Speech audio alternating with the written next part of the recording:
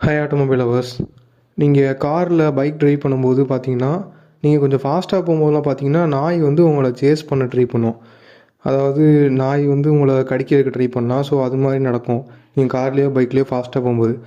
அதுக்கு ரீசன் பார்த்தீங்கன்னா, நிறைய பேர் நிறைய ரீசன் சொல்லுவாங்க. நிறைய பேர் வந்து இப்போ டயரில் வந்து இன்னொரு நாய் வந்து யூரின் போயிடுச்சுன்னா, ஸோ இன்னொரு நாய் போனனால அந்த இடத்துல நம்மளும் யூரின் போகணுங்கிற மாதிரி சேஸ் பண்ணும். அது மாதிரி நிறைய ரீசன்ஸ்லாம் சொல்லுவாங்க.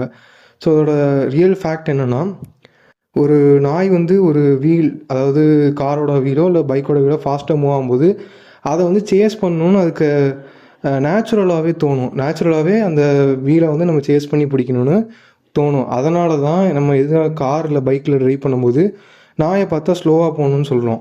ஸோ நம்ம ஆட்டோமேட்டிக்காக ஸ்லோவாக போகும்போது வீல் ஸ்லோவாகிடும். ஸோ அப்படி ஆகும்போது நம்மளை நாய் சேஸ் பண்ணுறது ஸ்டாப் ஆயிரும். ஸோ இதெல்லாம் சின்ன சின்ன டிப்ஸ் தான். ஸோ இது வந்து ரெகுலர் லைஃப்பில் ரொம்ப யூஸ்ஃபுல்லாக இருக்கும்னு நான் நினைக்கிறேன்.